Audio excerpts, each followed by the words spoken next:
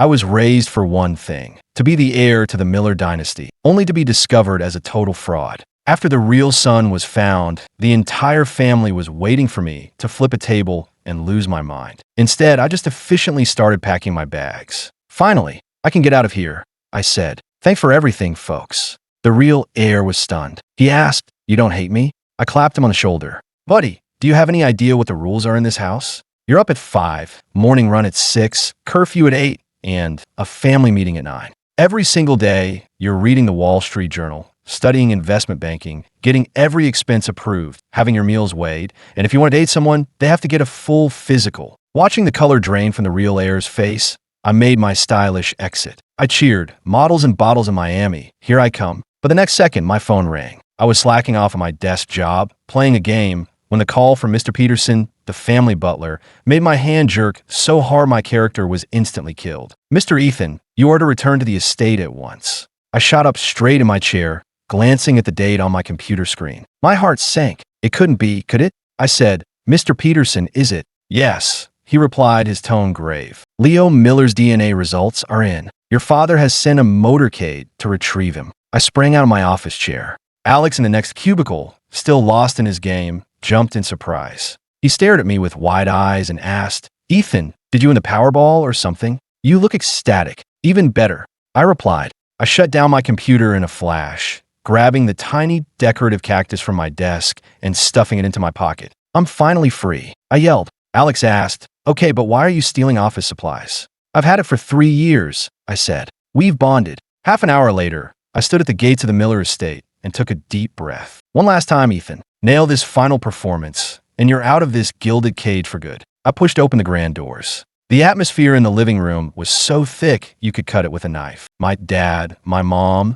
and my sister were positioned in a perfect triangle on the leather sofa. Well, triangles are stable after all. Dad, Mom, Chloe. I greeted each of them, my eyes flicking to the DNA report on the coffee table. I kept a straight face, but inside I was giddy. Which supercar should I use for my getaway tonight? My dad, missing the glint of joy in my eyes, cleared his throat strategically. "Ethan, there's something we need to tell you." I cut him off immediately. "I know. I'm the fake Miller's son, switched at birth. You found the real one, and he's on his way home, right? Where is he? I'll go get him." The vast hall fell silent. My family looked like they'd just swallowed flies. Chloe narrowed her eyes. "Bro, are you okay? Did the shock break your brain?" She paused. "You're acting all nonchalant, but you're probably furious inside, right? Just drop the act." My mom chimed in. "Ethan, honey, we know you're upset. Everybody just stop." I shot back. I was feeling great. I held up a hand to stop them. "When is he getting here? Do you need help getting his room ready?" My dad's brow furrowed. "Ethan, aren't you upset?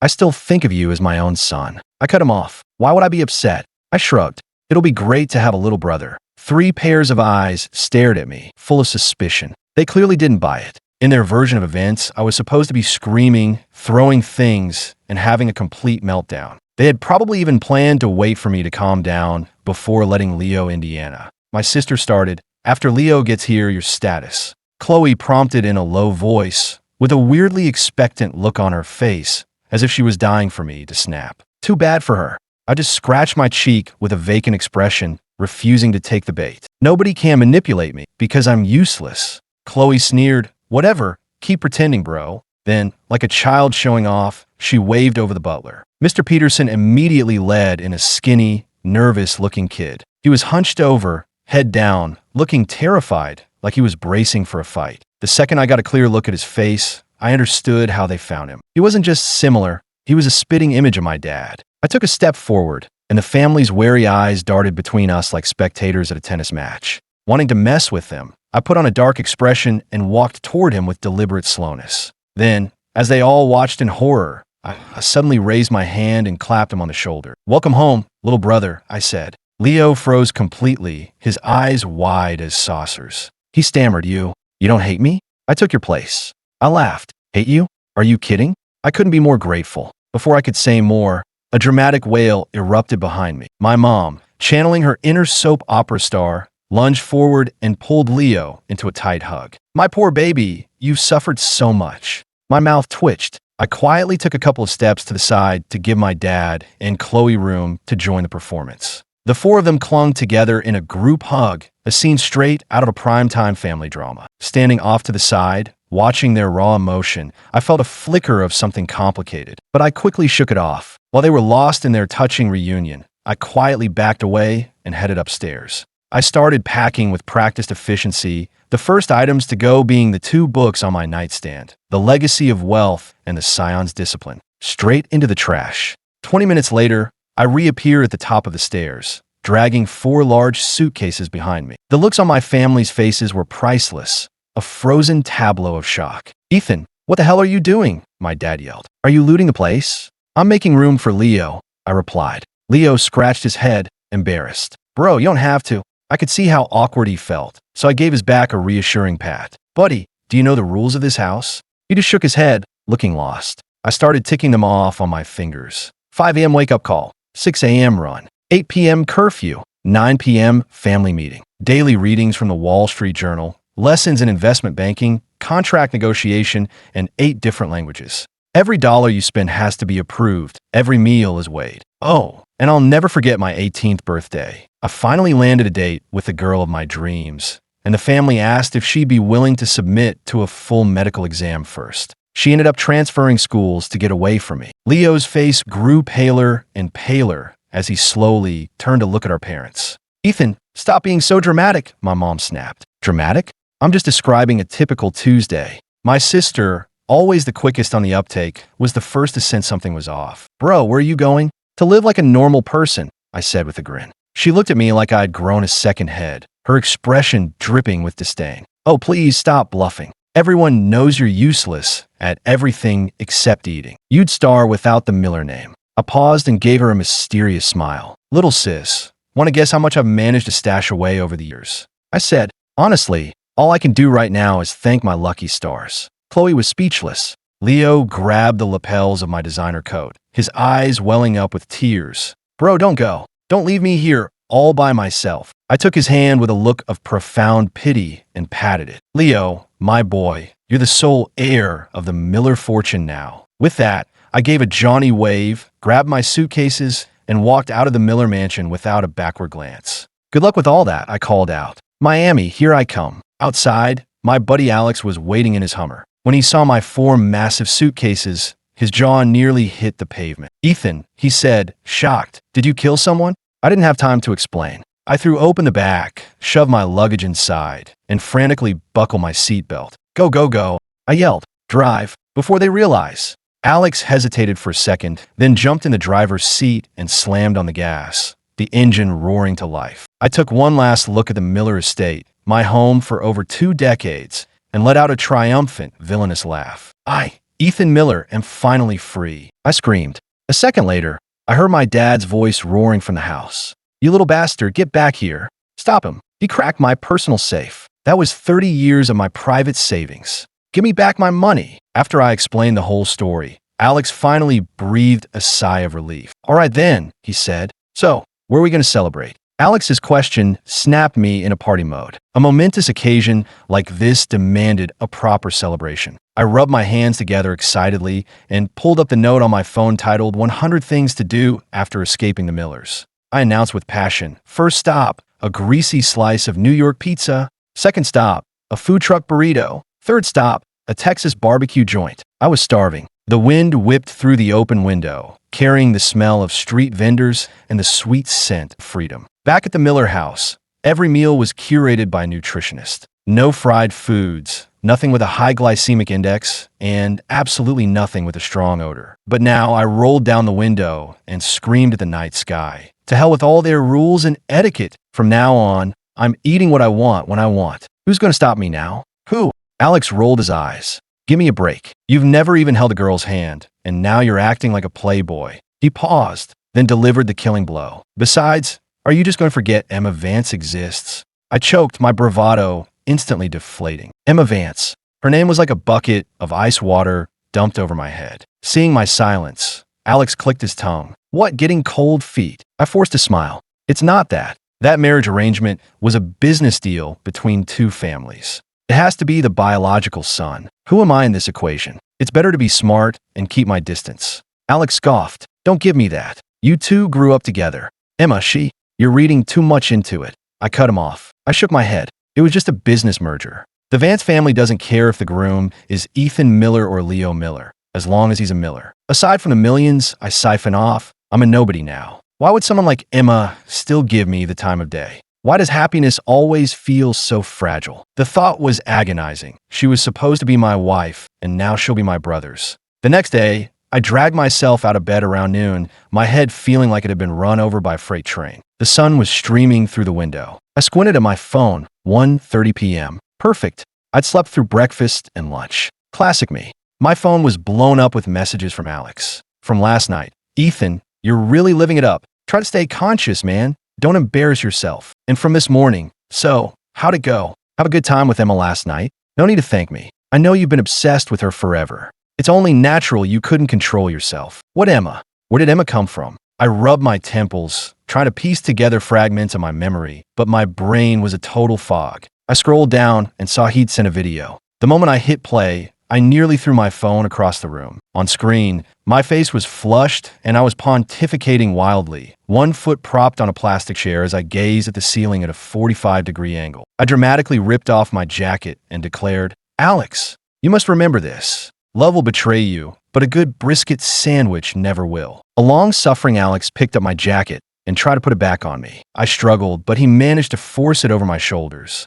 I looked at him with a pained expression. Alex, you've doomed me. You've truly doomed me. His voice was laced with contempt. Use your words, dude. I sighed dramatically, then slowly pulled a chef's hat from my pocket and placed it reverently on my head. In a grave tone, I announced, the Ethan Miller of the past is dead. Before you stands the brisket king, Ethan, a legend in the making, destined to conquer the culinary world and become the man behind the sandwich you'll wait 3 hours in line for. Alex has the lowest bar for humor and immediately started howling with laughter, shaking the camera. Huh, you're such a dork. Wait a second. In the video, his laughter cut off abruptly. Behind you, I scoffed without turning around. Nice try. You pulled the same trick on me at the karaoke bar last month. Look, just order me a couple of models and I'll forgive your insolence. But in the next frame, the on-screen me froze solid. A delicate, pale hand had landed on my shoulder. I turned around, drunk and swaying, and looked straight into a pair of familiar, exasperated eyes.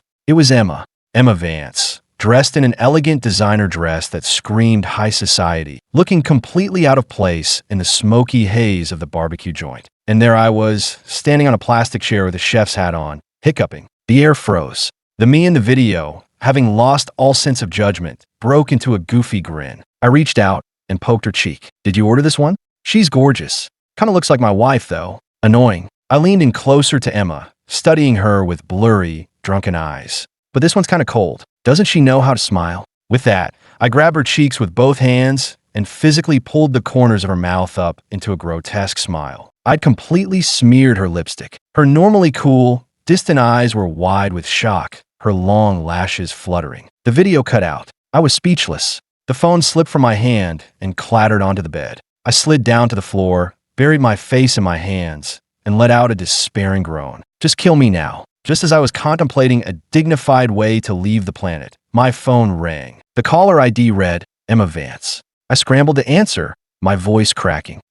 Hello. On the other end, her voice was low and raspy, tinged with a weariness I could barely detect. Are you awake? She asked. Awake, I stammered, shrinking into myself. Does your head still hurt? She asked. It's okay, I managed. Good. The kitchen is on the second floor. The cook made you some hangover soup. Her second floor? A sudden realization hit me. I looked around the unfamiliar bedroom, at the chic, cream-colored decor. This was Emma's bedroom. Wait, how did I get to your house? I asked. There was a 2-second pause on the other end, followed by a dry scoff. You got wasted last night, threw up all over me, and ruined your own clothes. I asked if you wanted me to take you back to the Millers, but you hugged a streetlight and swore you'd rather die. Then you latched onto me, said you were going to run away with me, and asked if I'd come. I was mortified. Alex seemed to be in a hurry, she continued. He just grabbed his keys and left, like he'd made up his mind about something. So, I had no choice but to bring you here. I was cringing so hard my toes were trying to dig a hole in the floor. I scratched my head. So, I didn't, do anything I shouldn't have, did I? You really don't remember last night? She replied, her tone incredulous. Last night, you. She trailed off, as if she couldn't bring herself to say it. My heart rate spiked to 180 as my mind raced through 1,000 unspeakable scenarios. Did we actually do it? Ethan, You idiot. That's your future sister-in-law. You're an animal. Worse than an animal. I remember. Of course, I remember. I stammered. It's just a little hazy in parts. I gave a weak, dry laugh, trying to cover up the fact that I remembered absolutely nothing. I could hear the soft tapping of her fingers on a table, each tap echoing against my frayed nerves. After a moment, a nearly inaudible sigh came through the phone. Ethan, here, I answered, instinctively snapping to attention as if a teacher had called my name. You said yesterday. Emma began, then paused. That you wanted to open a brisket sandwich shop? My heart skipped a beat. Yeah, I did, I said. Do you need any help? She asked. I immediately waved my hands as if she could see me. It's just a small thing. I can handle it myself. No, I'm good. I've got the capital. As long as you're a frequent customer, Miss Vance, I'm sure business will be great. Okay, she agreed easily. Then I'll be there on opening day to support you. My eyes lit up. She was a walking goldmine. On the other end, Emma let out a soft laugh, a hint of amusement in her voice. Just when I thought the conversation was over, she added, completely out of the blue, and what if I said I was willing? Huh? I was totally lost. It's nothing, she said, her voice reverting to its usual cool tone, making me wonder if I'd imagined that flicker of warmth. Get some rest. After we hung up, my screen lit up with a notification. A friend request was waiting for me. Leo Miller wants to connect. The iMessage profile picture was a cartoon of a chubby guy lying down. I accepted. A voice message came through almost immediately, full of anguish. Bro, I seriously worship you. I had no idea you were living like this for all these years. How did you even survive it? I stared at my phone, thinking, how did I survive? By being a spineless coward, of course. But since he asked, I couldn't just say that. So I texted back, it's easy if you try. Leo seemed inspired. I'm going to learn from you. I'll stick with it, he replied, followed by a let's do this motivational me. I sent back a thumbs up emoji and added casually, my new shop is opening in a couple of days. You should come by. Brisket sandwiches on the house. Eat as many as you want, any style you want. Leo was clearly touched. Bro, I majored in marketing in college. I'm going to write a whole feature on Twitter to promote your shop, to pay you back for your kindness and your brisket sandwiches. He sounded as excited as a little kid. I just smiled and shook my head, not thinking much of it. It wasn't until opening day that I realized I had seriously underestimated my little brother's reach. The morning sun had barely hit the front window, and there was already a line stretching down the block. Young people were everywhere, holding up their phones and snapping pictures of the storefront. This is totally the place that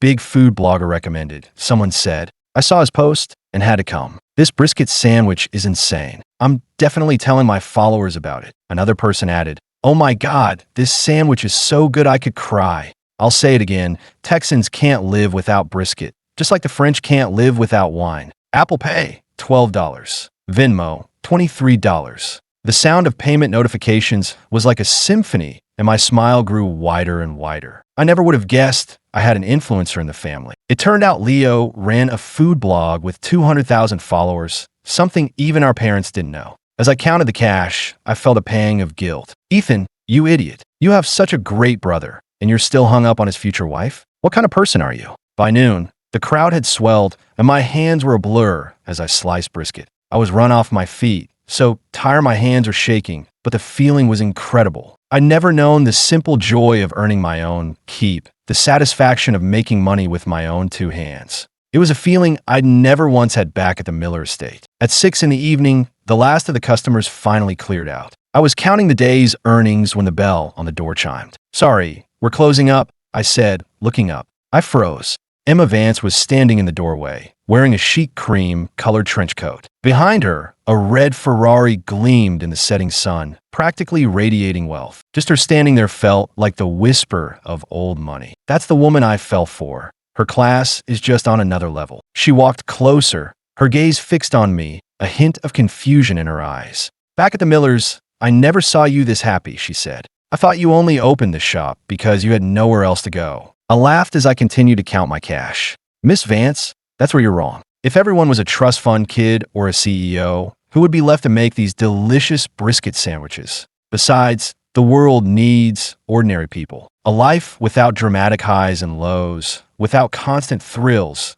just a quiet, stable existence as one of the little guys. Emma listened, her lips pressed together. Her eyes scanned the empty kitchen, and her voice was tinged with sadness when she spoke. On my way here, I saw someone carrying a bag from your shop, and they looked so happy. I thought, It must be really delicious. She paused, her voice dropping to a near whisper. But I was too late. I'm sorry. It seems like I'm never there for you at the right time. You're not too late. I cut in, pulling a pre-packed bag from under the counter. I grinned. Surprise. I saved one for you. Didn't see that coming, did you? The moment she saw the brisket sandwich, Emma's face lit up as if she'd been granted a reprieve. She just stood there, stunned. The last rays of sunset streamed through the window, and I saw a light kindle in her beautiful eyes, like a firework bursting in the night sky. You were waiting for me? She asked. Of course, I replied. After all, you're my... I bit my lip, forcing back the words I really wanted to say. Good friend. In the old days, I would have said without hesitation, you're my woman. Sometimes I'd even tilt her chin up and say in a low voice, you're playing with fire? You know that? I wouldn't let up until I saw the tips of her ears turn bright red. But I couldn't do that now. I wasn't the Miller heir anymore. We weren't in the same league, which meant there was no future for us. For the 1,000th time, I cursed my fate. Damn it all. Couldn't destiny at least have left me with a girl? Emma took the bag gently and ate very slowly. By the time I finished cleaning up and came back out, she was gone. All that was left was a perfectly clean plate, proof that she had been there. My phone suddenly buzzed. A notification popped up on the screen. Venmo received 1,500. It was followed by a text message. It was delicious. Consider this a deposit. We have a company retreat tomorrow, and my dad told me to handle the catering. I'd like to order 500 brisket sandwiches. Holy crap. I paced around the shop, phone in hand, and pumped my fist in the air. My ship has finally come in. If I pulled this off, not only would I make a killing, but I'd also get a massive reputation boost from the Vance Corporation connection. Wait a second. I froze. 500? By myself? I'd have to be slicing from dawn till dusk. I quickly typed, Miss Vance, have you cleared this with your father? 500 seems like a lot. I might cause a local brisket shortage. Ding. Another beautiful sound. Venmo received 3,000. The memo read, for the overtime. I immediately deleted what I was typing and wrote back. The brisket king is on it. Mission accepted. You can't blame me. Emma just offered too much money. The sunset hung in the sky like a piece of overcooked flatbread, giving off the last of its warmth. By the time I handed the last order to the delivery driver, I was completely hollowed out, my soul hovering somewhere near the ceiling. I collapsed on the prep counter like a beached whale, too tired to even lift a finger. 12 hours. 500 sandwiches. The sheer volume was staggering. A notification popped up on my phone. It was from a private group chat I'd been added to ages ago, some exclusive networking group for the children of the elite. The members were all old money kids from the Manhattan elite. I'd been added as a joke,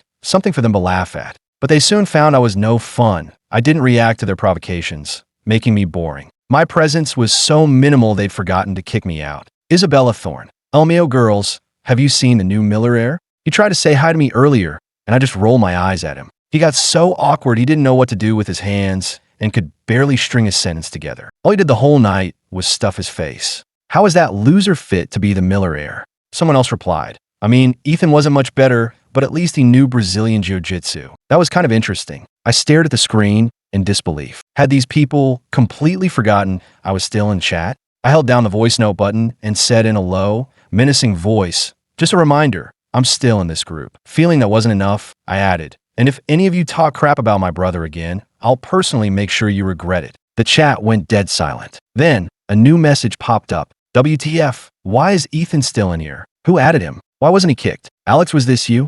Alex, I swear on my life it wasn't me. Isabella Thorne. Then it must have been Emma Vance? Emma Vance. Not me either. I'm innocent. A moment later, Alex and Isabella had the same realization at the same time. It was you, Emma Vance. Emma Vance. I watched the chat explode into chaos, ready to grab some popcorn. The next thing I knew, I'd been removed from the group. Emma Vance. It's fine. Everyone, don't worry. I'm kicking him out right now. Before the boot, I stared at the messages mocking Leo, and my blood boiled. If I had been there, he wouldn't have had to put up with that kind of humiliation. Our parents had insisted he attend that party, never once considering that he wouldn't fit in with that crowd. They were just trying to mold him into their idea of a perfect heir. 15 minutes later, my car screeched to a halt in front of the hotel. My hurried reflection flashed in the revolving door. I pushed through the crowd, my eyes scanning the room, and quickly spotted Leo. But my feet stopped dead in their tracks. Standing across from him was Emma. She had her head tilted slightly, listening intently, and her eyes were so clear and captivating, she was almost breathtaking. I knew it instantly. That was the woman I was supposed to marry.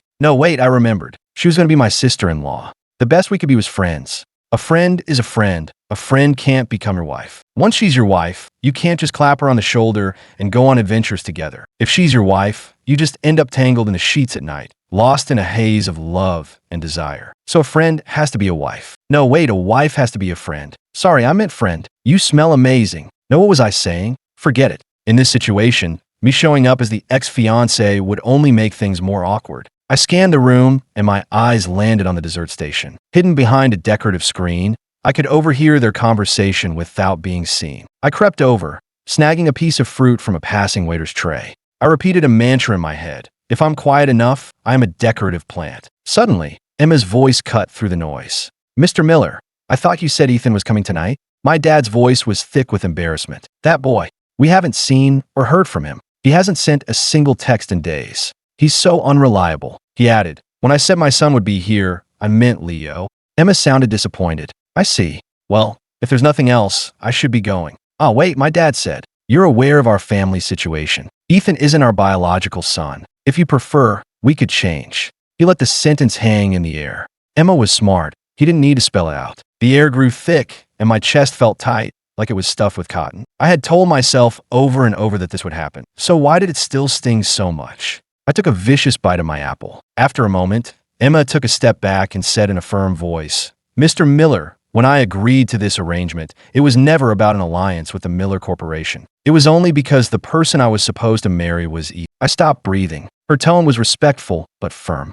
I hope you can understand, sir. I have no obligation to marry into your family. I won't marry anyone but Ethan. I leaned against the screen for support, my heart hammering in my chest, a goofy grin spreading across my face. Her words replayed in my head on a loop. I won't marry anyone but Ethan. Hearing this, my parents' expressions morphed into a mixture of relief, pride, and profound awkwardness. Well, that's wonderful, my dad said. It seems I was worried for nothing. Yes, my mom added. In that case, we won't keep you. I was stunned. They changed their tunes so fast. A chameleon would be impressed. Seeing Emma about to turn, I quickly ducked back behind the screen. When I peeked out again, my parents were gone, and Leo was standing in front of a hotel room door. I was about to go over to him when another woman walked up. They exchanged a brief greeting and went into the room, one after the other. I narrowed my eyes. It was Isabella Thorne, the heiress to the Thorne fortune. The Thornes were old money, but these days, the name was about all they had left. This was my brother's potential fiancée.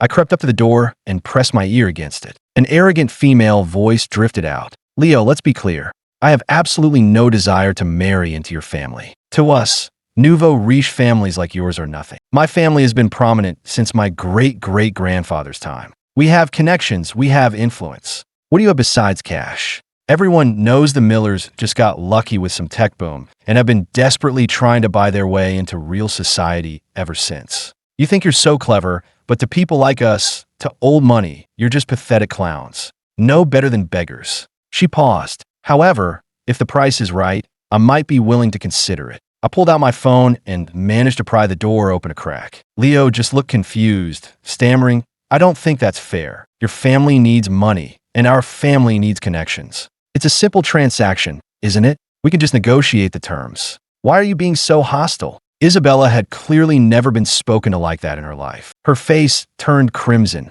and she hissed through gritted teeth. How dare you speak to me like that? You're just some long-lost stray they picked up off the street. Do you really think you're one of them? With that, she threw her drink in Leo's face. That wasn't enough for her. Isabella lunged at him, hand raised to slap him. Acting on instinct, Leo shoved her away, and she stumbled and fell to the floor. Now he was in real trouble. Isabella was stunned for a moment. Then her expression hardened, her eyes turning cold and venomous. She suddenly ripped the strap of her own dress and said, enunciating every word, I'm giving you one last chance. A $20 million settlement, not a penny less. Otherwise, prepare to have your reputation destroyed. After all, she purred, it's only natural that a gutter snipe like you wouldn't be able to control himself around a beautiful, desirable woman like me. Hearing that, my fists clenched and I saw red. I glanced down the hall, grabbed the fire extinguisher off the wall, took a deep breath, and channeled my inner demolition crew. 3, 2, 1, crash. The lock burst from the frame. I stormed in, grabbed Isabella by the arm, and slapped her hard across the face. You conniving bitch, I snarled, my voice like ice as I stared her down. Isabella clutched her cheek, her lip trembling with rage. You hit me. Is the Miller family trying to get blacklisted? You're damn right I hit you, I said. I turned to Leo. Ignore her. Let's go. Go. Isabella shrieked. Neither of you is going anywhere. I'm calling the police. I just laughed. Go ahead. Be my guest. I held up my phone. I've got your entire little blackmail attempt on video. I'm sure everyone would love to see how the classy old money set really behaves. The color drained from Isabella's face, and she lunged for my phone. But before she could reach me, Isabella, a cool, calm female voice came from the doorway. Everyone froze. I turned. Emma was standing in the doorway. Isabella immediately changed her tune, her voice turning sweet. Emma, hi. Apologize, Emma said flatly. Isabella pressed her lips together. He insulted me first. Why should I have to apologize? Emma's voice was unwavering. Either you apologize, or all business contracts between our families are terminated as of tomorrow morning. Your choice. Isabella said nothing, her jaw tight. What little business the Thorne family had left was almost entirely dependent on the Van Cess. If Emma pulled their contracts, the Thornes would go bankrupt. The choice between apologizing and going broke was no choice at all. Isabella mumbled awkwardly, I'm sorry. I was in a bad mood today. I apologize. She started to add, but if he hadn't, I just rolled my eyes. But just then, thanks to the commotion from me breaking down the door, a crowd of onlookers had gathered in the hallway, some with their phones out, recording. Well, this party just got interesting, someone muttered. Ethan Miller slaps Gold Digger. This is going viral. Isabella Thorne is completely shameless, another person whispered. Falsely accusing someone like that. It just makes it harder for real victims to be heard. In that moment, Isabella's reputation was utterly destroyed. Isabella's parents were in the crowd. Their faces were pale with fury. Her father grabbed her by the arm. You disgraced this family. You're on the first flight out of the country tomorrow. As far as I'm concerned, I no longer have a daughter. After the drama ended, the crowd dispersed, and the heavy hotel room door clicked shut. It was just me and Leo left in the room. He was sitting on the sofa, head bowed, looking completely defeated. I finally got a good look at him and realized how worn out he was. He had dark circles under his eyes, and his face was pale. He looked less like a wealthy heir and more like he was suffering from malnutrition. I gave Leo a gentle poke. Buddy, I said softly, you look like a sad, deflated balloon. That seemed to flip a switch. Leo let out a bitter laugh and sighed. Bro, I can't do this anymore. I have to be up at 5 every morning for a run. Then it's one private lesson after another, and the food is all tasteless health crap. Last week, I was so hungry I got dizzy and fell off my horse during my riding lesson. All Dad said was, a Miller heir can't be this pathetic. And then tonight, he told me to network, but I don't know how to talk to these people. A few of the rich kids started messing with me, and I said something blunt and pissed them off. They cornered me in the bathroom and told me I had to get on my knees and apologize before they'd let me out. Rain had started to fall outside, drumming a somber rhythm against the window pane. Seeing the utter despair on his face, I sighed. I'm sorry, Leo. This is my fault. I was so focused on getting out that I left you to deal with this mess. If I'd been around, they wouldn't have dared to pull that crap. Do Mom and Dad know? He shook his head. I don't want to worry them. Then his tone turned serious. Bro, I'm not doing an arranged marriage. I have a girlfriend. We've been together for 3 years. She never cared that I grew up in the foster system. She's a good person. She knows right from wrong, and she respects people. In my eyes, she's 100 times better than some Isabella Thorne or whoever else they have lined up. Her family isn't wealthy, so I know Mom and Dad won't approve. But honestly, I've spent more of my life with her than I have with them. So if it comes down to it, I know who I'm choosing. Seeing the anguish in his eyes, my guilt hit an all-time high. Don't worry, I said, patting my chest. I've got this. Leave it to me. But as soon as the words left my mouth, I realized how hard it would be. Convincing our stubborn parents would be nearly impossible. Unless I leaned in closer, a mischievous glint in my eye. We're going to have to fight crazy with crazy. After I laid out my plan, Leo looked completely baffled. Bro, is that really going to work? It's the only way, I said with a nod. Think of it this way, I explained. If you're in a dark room and asked to add a window, people might say no. But if you demand to tear the whole roof off, they'll suddenly be very happy to compromise on a window. After Mom and Dad meet an edgy influencer, a sugar mama, and a boyfriend, your actual girlfriend will look like a literal angel sent from heaven. He still looked hesitant. But what if they freak out? What if they find out they're just actors? Don't worry about that, I said with a grin. I'll find professionals. The more they believe it's real, the better. They'll be so horrified they won't know what to do. Leo finally cracked a smile, and gave me a thumbs up. Bro, I knew you'd have a brilliant idea. And so, at the Miller estate, Operation Tear Off the Roof Phase 1 commenced. My parents were still expressing their surprise at my sudden return home when a strange noise erupted from downstairs. We rushed down to find a scantily clad young woman with clothes scattered on the floor, wrapped around Leo like they were about to get serious. I cleared my throat loudly. Leo awkwardly pushed her away and introduced her to our parents. This is my girlfriend. Our parents, however, were staring at her full sleeve of tattoos and didn't seem inclined to say hello. The edgy influencer spoke first. The world is a dark and complicated place, she said cryptically. Mr. and Mrs. Miller, bring it in for a hug. She then moved to embrace my father. My dad leaped from his chair and started doing frantic stretches to avoid her. Undeterred, she turned and gave my mom a hug instead. My dad, trying to regain control, started fussing with the tea set. Tea? Who wants tea? Taking the cup, the girl cooed. You look so young, Mr. Miller. My dad just shook his head. When I first walked in, she continued, I thought you were their grandson visiting. My dad was speechless. I had to think of every sad thing that had ever happened to me to keep from laughing. My mom tried to salvage the situation. So, what is it you do for a living? I'm a dance instructor, the girl replied. My mom nodded with a polite smile. Oh, that's lovely. And where do you teach? At a club downtown, she answered. My mom's smile froze. Leo, sensing our parents' displeasure, jumped in. Crystal also live streams on TikTok. She has a ton of followers. At this, Crystal immediately launched into a suggestive dance, grinding on Leo right in front of us. I got a lot of big spenders in my chat, she boasted. 2 weeks ago, Leo here dropped 20 grand just to watch me dance. I could practically see the circuits in my parents' brains frying. My dad, suppressing his rage, asked tentatively, And how long have you two known each other? She held up 2 fingers. 2 years, my dad asked. 2 weeks, she corrected. Leo's a big spender. I'll tell you what, I'll knock at least 10 grand off the dowry. My parents were speechless.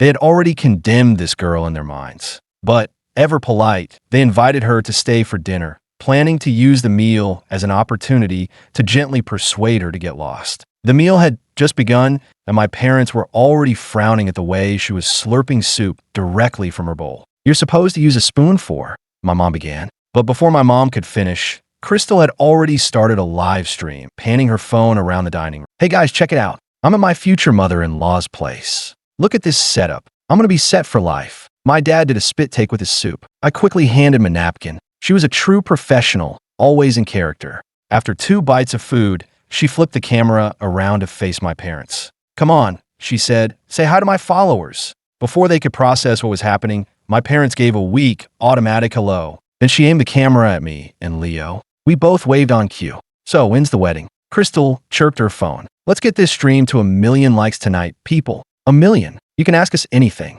If we hit the goal, we'll go to the courthouse tomorrow. All the while, Leo was dutifully peeling shrimp and feeding them to her. She barely looked up from her phone, turning her head to accept a bite, dropping a few grains of rice on the floor in the process. My dad finally snapped. He shot to his feet, looking ready to physically throw her out. Get out, he roared. Get out of my house right now. I quickly intervened, giving Leo and Crystal a pointed look. They got the message and scrambled out of there. They nearly collided with my sister Chloe, who was just getting home. She stared after Crystal for a long moment, as if she was seeing a ghost. That kind of person was never, ever supposed to set foot in the Miller house. Once inside, after hearing our parents' account of Leo's new girlfriend, she was furious and ready to march right out and confront her. Seeing the storm brewing, I quickly pulled her aside for a private chat. After I explained, Chloe's face was a perfect picture of, you could do that?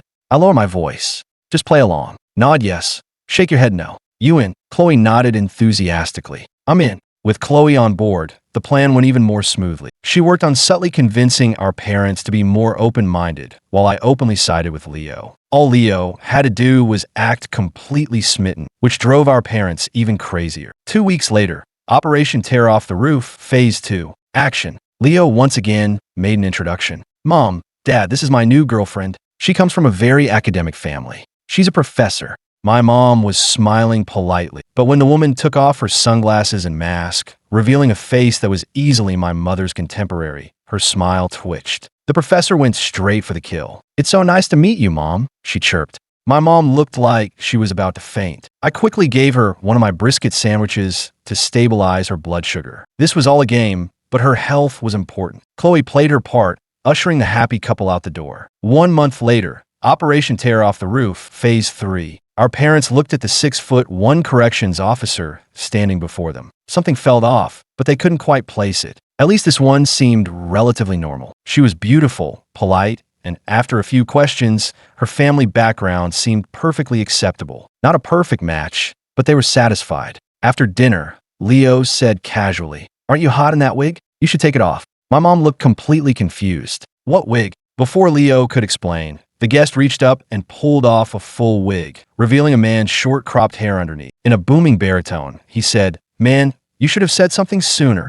I'm sweating like crazy under this thing. I'm gonna go splash some water on my face." He then stood up and swaggered off to the bathroom. My dad's teacup slipped from his hand and shattered on the floor. My mom ripped off her hydrating face mask. He's a man." Leo nodded. My dad reached for his belt, and my mom grabbed a broom. Chloe and I each intercepted a parent, frantically signaling for Leo to run. He and his date made another hasty exit. Another month passed. This time, Leo brought his actual girlfriend, Sarah, to the house. My mom stood in the doorway, blocking her path. "How old are you?" she demanded. Sarah, though confused, answered 20. "Male or female?" My mom pressed. "Female," she replied. My mom threw her arms around the girl. "My dear sweet daughter-in-law, what took you so long?" My dad was beaming. Leo and I caught each other's eye. Operation Tear Off the Roof was a resounding success. With Leo's future settled, it was time to sort out my own. I sat in a loft above my shop, chewing on the end of a pen, sketching out ideas in a notebook. Piled at my feet were treasures I'd unearthed from storage.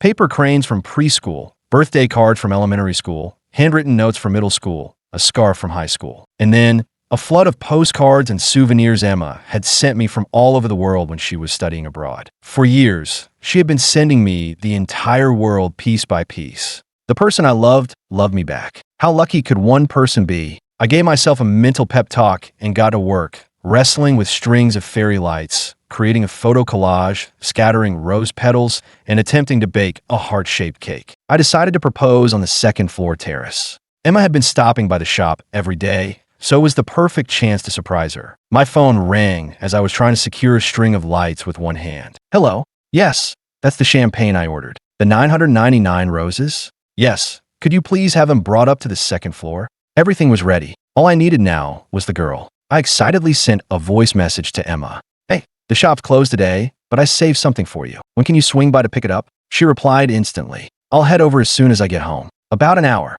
After hanging up, I let out a triumphant yes and started frantically practicing my speech to the empty room. "Emma, the truth is I forgot the line. Emma, no, that's not right. Emma, I'm crazy about you. So what do you say?" That didn't sound right either.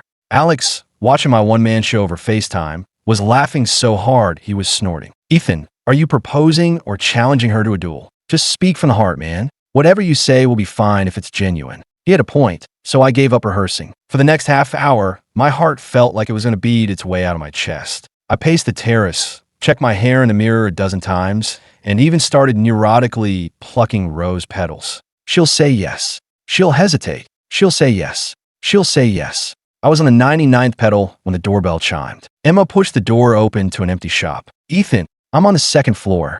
I yelled down, cracking the terrace door open. "Come on up." "Okay," she called back. Thump, thump, thump. I heard her slow, steady steps on the wooden staircase, and then they stopped. A minute passed, then two. I was about to open the door myself when it swung open. As Emma stepped onto the terrace, the fairy lights all blinked on at once. She stood there, bathed in their soft glow, her eyes taking in the scattered petals, the wall of photos, and finally, my incredibly nervous face. I took a deep breath. "Emma, I started walking toward her, but in my excitement and nervousness, I tripped over my own feet and landed on one knee right in front of her. I was mortified. "Ethan," she said, her voice trembling with suppressed laughter. "Are you proposing? Or did you just trip?" I wanted the ground to swallow me whole. But since I was already in position, I reached into my pocket and pulled out a small velvet box. Inside, a 5-carat diamond ring glittered. I looked up at her and said, slowly and clearly, "Emma Vance,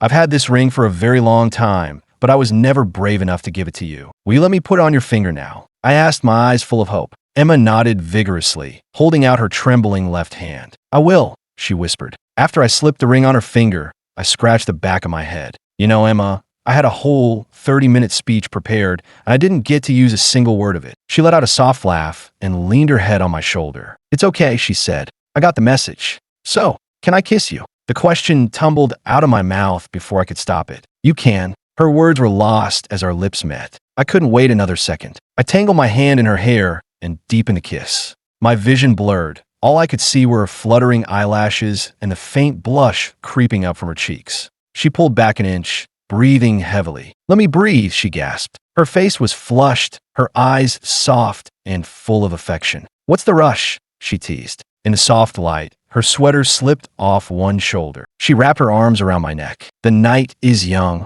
she murmured. She rose on her toes, her lips brushing against mine. We can take our time. In the distance, a shooting star streaked across the night sky. I silently made a wish that I could spend the rest of my life sharing starry nights just like this one with her.